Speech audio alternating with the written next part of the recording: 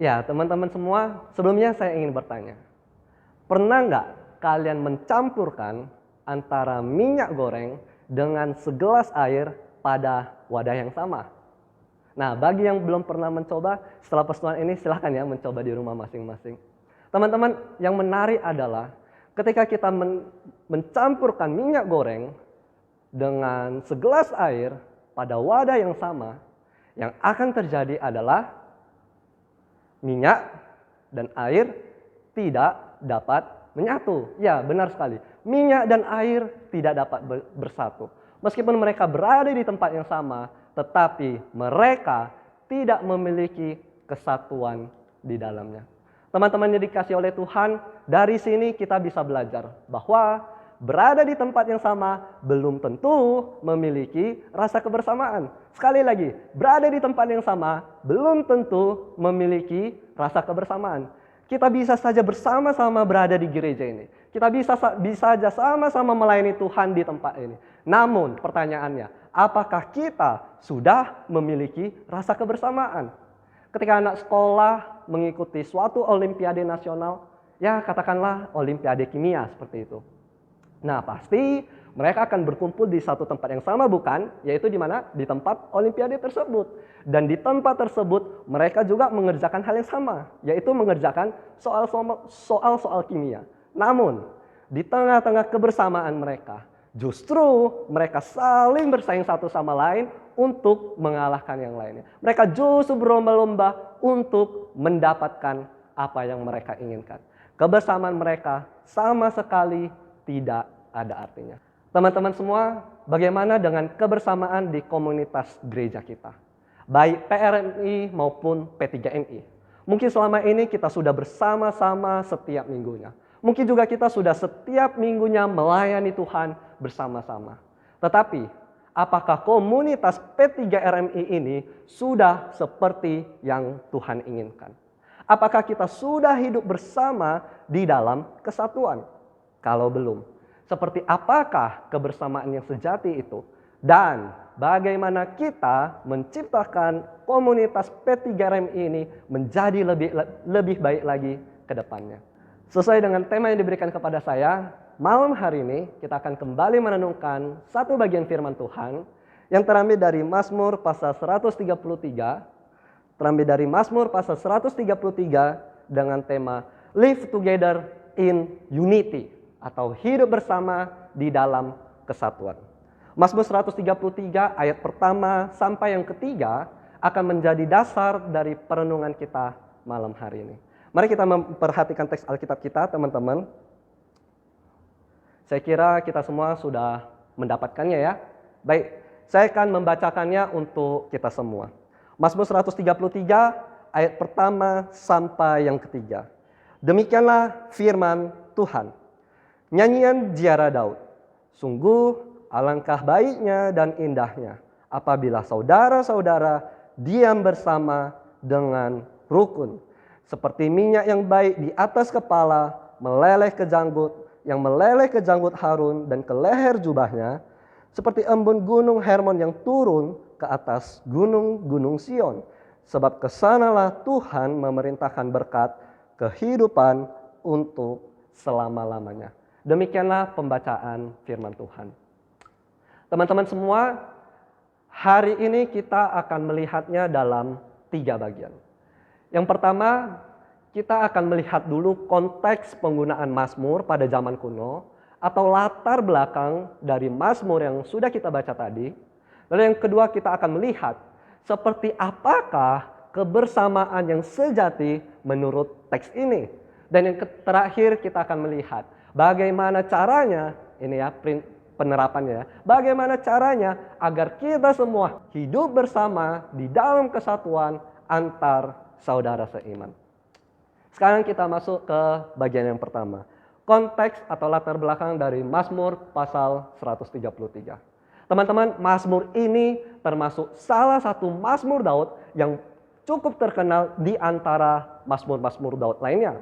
Alasan mengapa Mazmur ini bisa terkenal adalah karena Mazmur ini, teman-teman, atau nyanyian ini sudah diajarkan kepada kita sejak sekolah minggu. Saya ingat sekali ya ketika saya masih sekolah minggu, ada juga Claudia tadi, sama-sama kami sekolah minggu di tempat ini. Nah, lause atau guru-guru sekolah minggu Bethlehem di tempat ini, mereka mengajari kami untuk menyanyikan lagu ini. Dan bahkan ada gerakannya teman-teman. Dan pada kesempatan ini kita bersyukur boleh mendalami bagian firman Tuhan ini. Sehingga teman-teman ketika kita menyanyikan lagu ini suatu saat nanti, ataupun mengajarkan lagu ini kepada orang lain, maka kita sudah tahu pesan Tuhan melalui lagu ini adalah agar kita hidup bersama di dalam kesatuan. Sekarang mari kita kembali memperhatikan teks Alkitab kita teman-teman. Mazmur ini dimulai dengan satu kalimat. Bunyinya apa? Ya, bunyinya yaitu nyanyian ziarah Daud. Ketika kalian mendengar kata ziarah, apa sih yang pertama kali terlintas di pikiran kalian? Saya beri waktu 3 detik. Kata apa yang pertama kali muncul di pikiran kalian ketika mendengar kata ziarah? 3, 2, 1. Oke. Saya yakin hampir setiap dari kita pasti akan mengaitkannya dengan cengbeng. Kalau saya tidak salah ya bahasa Hokkien-nya cengbeng. Atau pergi ke kuburan. Iya bukan? Apalagi dalam konteks budaya di kota kita ini. Ada saja itu teman-teman kita, teman-teman sekolah yang izin gak masuk sekolah. Alasannya kenapa? Karena izin mau pergi ziarah atau pergi ke kuburan nenek moyangnya. Teman-teman, inilah makna kata ziarah yang pada umumnya kita pahami. Namun, dalam konteks zaman kuno, makna kata ziarah itu berbeda sekali dengan zaman sekarang ini. Di dalam teks Ibraninya, kata ziarah ini disebut Ser Hama'alot. Yang secara hurufiah berarti nyanyian pendakian. Maksudnya seperti ini teman-teman. Mazmur ini dinyanyikan pada saat bangsa Israel dari berbagai suku dan tempat. Mereka bersama-sama datang mendaki pegunungan Yudea untuk beribadah di Yerusalem. Di mana bait Allah berada. Dikatakan di dalam Ulangan 16 ayat 16. 3 kali setahun setiap orang laki-laki di antaramu harus, perhatikan teman-teman, 3 kali setahun harus menghadap hadirat Tuhan Allahmu ke tempat yang akan dipilihnya. Dan di manakah tempat yang dipilih Tuhan itu? Nah, Mazmur sebelumnya, Mazmur 132 ayat 13 tepatnya mengatakan bahwa sebab Tuhan telah memilih Sion. Jadi teman-teman, tempat yang dimaksud adalah Sion atau sama dengan Yerusalem. Yang mana letaknya Yerusalem itu sekitar 2.500 kaki di atas permukaan laut. Jadi bait Allah itu berada di dataran tinggi. Sehingga tanpa terkecuali dimanapun mereka tinggal, apapun suku mereka, mereka wajib untuk datang bersama-sama mendaki menuju ke bait Allah untuk merayakan hari raya tahunan mereka. Teman-teman semua, dari bagian pertama ini kita bisa memahami bahwa perbedaan suku, perbedaan tempat tinggal, perbedaan budaya, bahasa, dan perbedaan-perbedaan lainnya. Semua perbedaan mereka dipersatukan di dalam satu tujuan yang sama, yaitu menyembah Tuhan Allah. Mereka sama-sama adalah umat Tuhan. Ketika mereka menjadi umat Tuhan, percaya kepada Allah yang sama, maka mereka harus berkumpul bersama-sama. Mereka wajib untuk datang membangun kebersamaan di tengah-tengah perbedaan yang ada. Dengan kata lain teman-teman, ketika saya percaya kepada Kristus, ketika kamu percaya kepada Kristus, ketika ada orang lain juga percaya kepada Kristus, maka kita semua dipersatukan di dalam Kristus. Sebagaimana yang dikatakan firman Tuhan di dalam Efesus 2 ayat 13 sampai 16. Dikatakan demikian. Tetapi sekarang di dalam Kristus Yesus, bukan di dalam yang lain, di dalam Kristus Yesus, kamu yang dahulu jauh sudah menjadi dekat oleh darah Kristus. Karena dialah damai sejahtera kita yang telah mempersatukan kedua pihak dan yang telah merubuhkan tembok pemisah, yaitu perseteruan. Sebab dengan matinya sebagai manusia, ia telah membatalkan hukum Taurat dengan segala perintah dan ketentuannya. Untuk apa? Untuk menciptakan keduanya menjadi satu manusia baru di dalam diri Kristus. Dan dengan itu mengadakan damai sejahtera. Dan untuk memperdamaikan keduanya di dalam satu tubuh dengan Allah oleh salib, dengan melenyapkan perseteruan pada salib itu. Karena itu teman-teman semua, menjadi saudara-saudara seiman sama sekali bukanlah pilihan. Mari sama-sama katakan, menjadi saudara seiman sama sekali bukanlah pilihan. Ketika kita sama-sama percaya kepada Kristus, bukanlah pilihan agar kita menjadi saudara seiman bagi diri orang lain. Kita wajib untuk menjadi sahabat rohani bagi setiap orang yang percaya kepada Kristus. Jadi, jika teman-teman mengaku percaya kepada Kristus, tetapi jarang datang ke gereja, tidak aktif dalam komunitas, itu sangat aneh teman-teman. Kalau kita mengaku percaya kepada Kristus, tetapi kita masih pilih-pilih dalam berteman, kok rasanya bukan seperti murid Kristus yang sejati ya? Jangan seperti kasus di Amerika yang masih hit sampai sekarang. Hashtag Black Lives Matter. Yang menilai orang berteman berdasarkan warna kulit. Kalau dia memang anak Tuhan, kita yang juga sama-sama anak Tuhan, kita wajib untuk menjadi saudaranya. Kita wajib untuk mengasihinya. Kita wajib untuk merangkulnya bersama-sama, aktif di dalam komunitas untuk melayani Tuhan. Sebagai saudara iman di dalam tubuh Kristus, seharusnya kita saling bertumbuh di dalam kasih seperti lagu yang satu ini. Ya, teman-teman, video yang barusan kita tonton atau kita saksikan adalah penampilan dari angkatan saya ketika kami menyambut mahasiswa STT Bandung pada tahun yang lalu. Saya bersyukur kepada Tuhan melalui setiap perjalanan yang telah kami lalui bersama-sama sampai kepada semester 5 ini. Tak bisa dipungkiri teman-teman, memang awalnya kebersamaan kami bukanlah seperti yang Tuhan inginkan. Ada yang egois, ada pertengkaran, perselisihan, dan bahkan di dalam mahasiswa, di dalam kuliah teologi, ada juga gosip di belakang. Ada pertentangan antara satu topik, masih kanak-kanak lah semuanya. Tetapi kami secara khusus, saya sendiri menyadari bahwa Kristus semakin mempersatukan kami di dalam komunitas satu angkatan. Sehingga sekalipun ada pertengkaran yang terjadi, kami pada akhirnya bisa menerima satu sama yang lain. Ketika ada yang berbuat salah, kami pada akhirnya bisa menegurnya dengan kasih. Kami tetap saling mengasihi, saling memperhatikan, saling mendorong.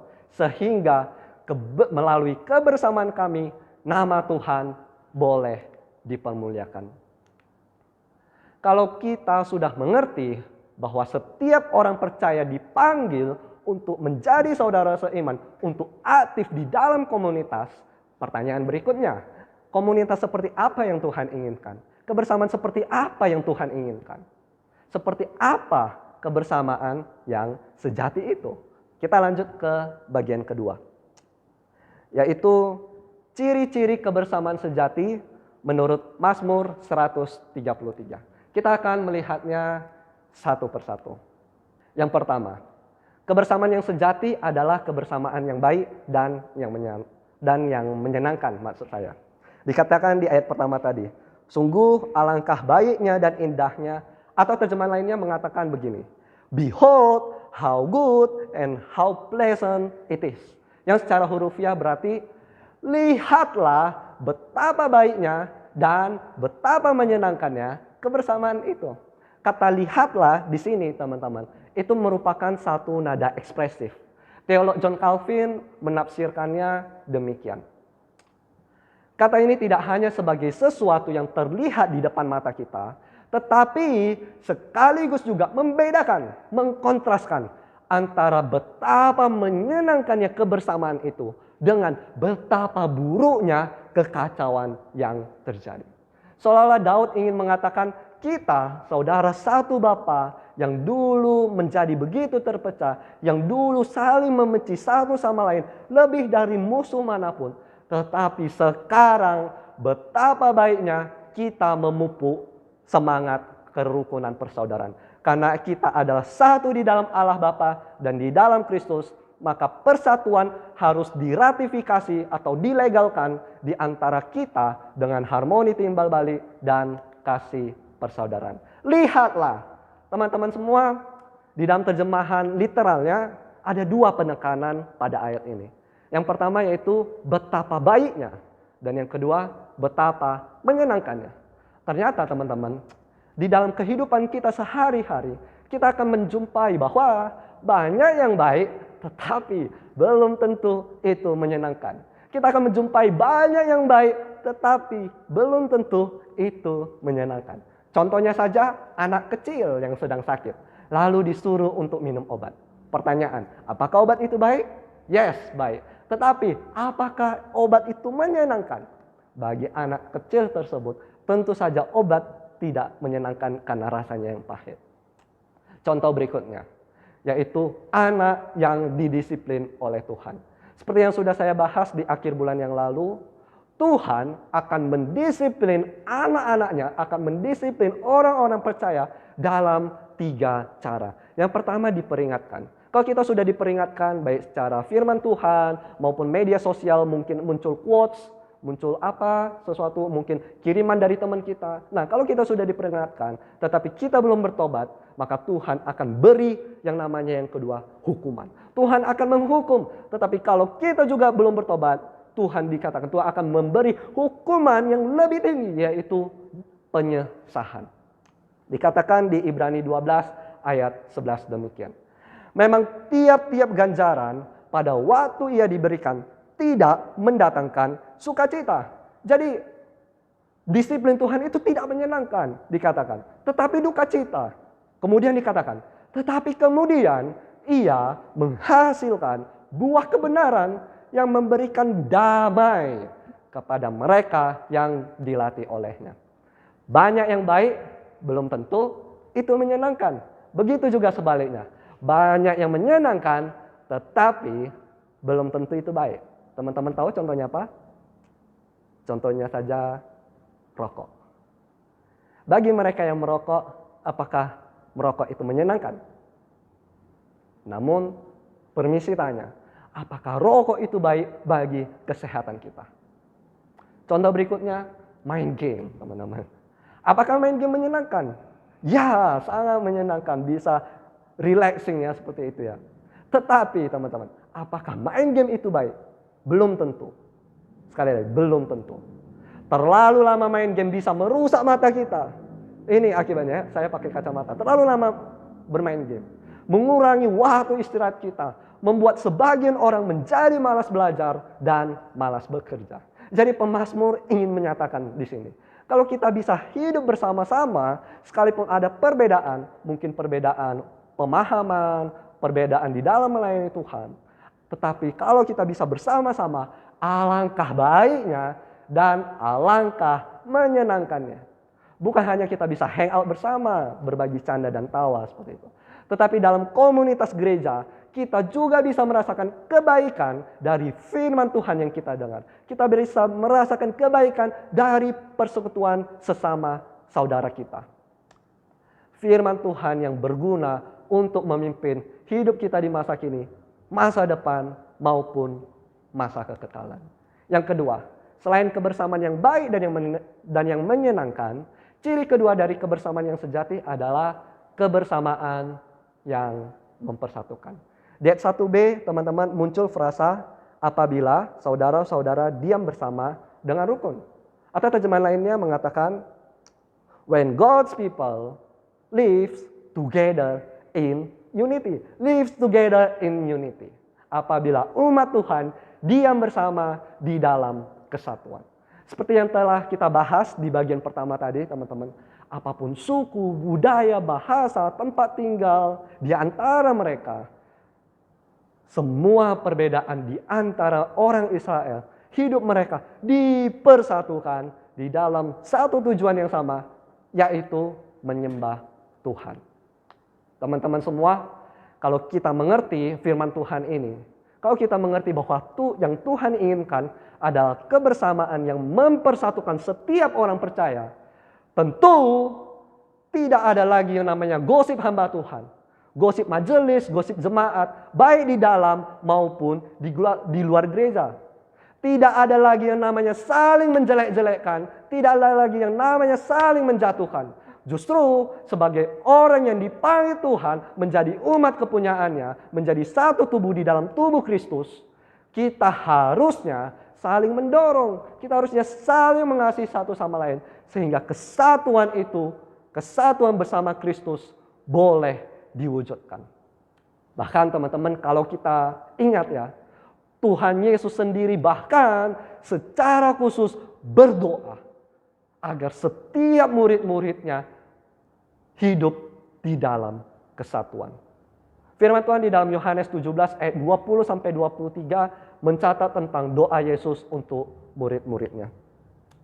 Dikatakan demikian, dan bukan untuk mereka ini saja aku berdoa, tetapi juga untuk orang-orang yang percaya kepadaku oleh pemberitaan mereka. Maksudnya adalah bukan hanya murid-murid Yesus pada saat itu, tetapi murid-murid Tuhan pada saat ini oleh kebenaran firman Tuhan. Supaya apa? Supaya kita semua menjadi satu, sama seperti Engkau ya Bapa di dalam aku dan aku di dalam Engkau, agar mereka juga di dalam kita, supaya dunia percaya bahwa Engkaulah yang mengutus aku. Ayat 22, dan aku telah memberikan kepada mereka kemuliaan yang Engkau berikan kepadaku, supaya mereka menjadi satu, sama seperti kita adalah satu. Jadi kemuliaan Tuhan sudah diberikan kepada kita, dan wujud nyatanya adalah komunitas yang hidup di dalam kesatuan. Ayat 23 seterusnya, aku di dalam mereka dan Engkau di dalam aku, supaya mereka sempurna menjadi satu, agar dunia tahu, dua kali diulang, bahwa Engkau yang telah mengutus aku, dan bahwa Engkau mengasihi mereka sama seperti Engkau mengasihi aku. Ayo teman-teman sekalian, marilah kita menyadari betul-betul bahwa penting sekali untuk setiap kita orang percaya membangun kebersamaan yang sejati. Bukan hanya baik dan menyenangkan bagi diri kita, tetapi akan memuliakan Tuhan juga ketika orang-orang di luar gereja ini boleh melihat komunitas gereja kita yang begitu menerangi hidup mereka, sehingga mereka mau mengenal siapakah Yesus Sang Juru Selamat itu. Lalu ciri ketiga dari kebersamaan yang sejati adalah kebersamaan yang bersumber dari Tuhan. Saya akan mempercepatnya. Kalau kita memperhatikan ayat 2 dan ayat 3 teman-teman, kita akan menemukan kata-kata yang diulang. Jadi kalau kita baca Alkitab itu ada sering kata-kata yang diulang teman-teman. Kalau kita perhatikan ayat 2 dikatakan apa? Seperti minyak. Ayat 3, seperti embun. Nah teman-teman, dikatakan bahwa seperti minyak yang baik di atas kepala, terus kemana? Meleleh ke janggut di sini ya teman-teman, meleleh ke janggut, yang meleleh ke janggut Harun, dan bahkan sampai ke leher jubahnya, dari atas turun sampai bawah. Terus ayat 3, seperti embun gunung Hermon yang turun ke atas gunung-gunung Sion. Teman-teman, kalau masih ingat gunung Sion tingginya berapa tadi? Yerusalem tingginya hanya sekitar 2.500 kaki di atas permukaan laut. Tetapi tinggi gunung Hermon mencapai lebih dari 9.000 di atas permukaan laut.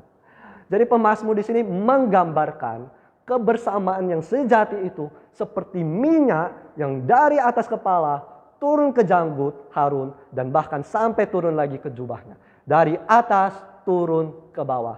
Lalu berikutnya kebersamaan yang sejati digambarkan seperti embun yang dari gunung Hermon, puncak tertinggi di Israel, turun ke atas gunung Sion.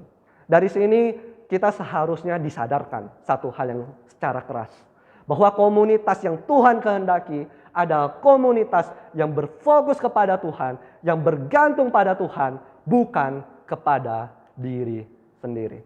Saya jadi ingat ya, satu kisah di dalam Alkitab, kisah sekolah minggu, di Kejadian 11, tentang Menara Babel. Orang-orang pada saat itu masih satu bahasanya, masih satu logatnya. Nggak tahu ya bahasa apa ya, penting pokoknya satulah. Tetapi teman-teman, karena mereka ingin membangun satu menara yang puncaknya menjulang ke langit, Firman Tuhan katakan di ayat 8. Dikatakan demikian. Demikianlah mereka diserahkan Tuhan dari situ ke seluruh bumi. Sehebat apapun komunitas yang kita bangun di tempat ini, sebagus apapun pelayanan kita maupun pelayanan orang lain di gereja mereka, tetapi kalau kita tidak bergantung kepada Kristus yang adalah kepala jemaat, maka suatu saat nanti tidak heran komunitas kita akan berakhir. Karena itu teman-teman semua, mari kita mengingat betul-betul bahwa kebersamaan yang sejati bukan hanya yang baik dan yang menyenangkan saja. Bukan hanya mempersatukan. Tetapi kebersamaan yang sejati adalah kebersamaan yang bergantung bersumber dari Tuhan. Ciri keempat dari kebersamaan yang sejati adalah kebersamaan yang menyejukkan. Teman-teman mungkin pernah naik ke satu gunung ya, mungkin Gunung Sinabung atau apa. Tapi yang jelas Hermon teman-teman pada saat itu adalah satu-satunya puncak, satu-satunya gunung yang tertutup salju di seluruh Israel. Sedangkan Sion itu adalah tempat yang kering karena curah hujannya yang rendah. Seorang profesor perjanjian lama yang bernama Tremper Longman mengatakan demikian. Gambaran tentang embun Hermon yang jatuh di Sion yang kering dan berdebu akan menjadi situasi yang terlihat menyenangkan dan membahagiakan. Teman-teman, pernah nggak ke kota Medan dari kota Siantar ini? Ya, saya sering lihat, Stefani sering ya ke Medan. Mungkin teman-teman juga yang remaja juga sering ke Medan dari kota Siantar ini. Nah, saya kira hampir setiap kita pun pasti pernah ya pergi ke Medan. Nah, saya ingat dari beberapa kali, ada satu kali teman-teman, ketika saya bersama yang lain, itu pergi ke Medan untuk mengikuti suatu acara seperti itu ya. Baru saja saya buka pintu mobil ya teman. Baru saya buka pintu mobil. Waduh, kepanasan banget teman-teman. Panasnya itu kebangetan banget teman-teman. Bahkan mungkin ya, kalau rebus telur di sana gak usah pakai minyak ya. Mengandalkan sinar matahari seperti itu ya. Nah, dan ketika kami sudah memasuki tempat acara tersebut, wah, di situ kami benar-benar merasakan kesejukan, betapa menyejukkannya AC itu seperti AC pada saat ini. Kira-kira teman-teman, inilah gambaran kebersamaan yang Tuhan inginkan. Komunitas P3RMI seharusnya mendatangkan kesejukan bagi setiap orang yang mau bergabung ke komunitas kita di tempat ini. Jangan sampai teman-teman, ketika orang lain, orang yang baru saja berada di depan pintu gerbang sana, di gerbang gereja maksud saya, mereka sudah pergi lagi karena kepanasan lihat sikap hidup kita yang belum benar di hadapan Tuhan. Mari teman-teman kita sama-sama merindukan untuk memajukan komunitas P3RMI ini sehingga Kristus boleh ditinggikan dan dimuliakan di kota kita ini. Yang terakhir, ciri kebersamaan yang sejati adalah kebersamaan yang mendatangkan berkat. Teman-teman semua, di ayat B, pemazmur menekankan bahwa Sion adalah tempat Tuhan melimpahkan berkat kehidupan. Seperti yang dikatakan oleh seorang penafsir Alkitab bahwa kesatuan kerabat yang berkumpul di Sion adalah bagian dari membuka berkah. Berada di Sion adalah kunci kebersamaan atau persatuan yang dikatakan Mazmur ini. Teman-teman semua, jangan salah channel ya sebetulnya, jangan salah kaprah.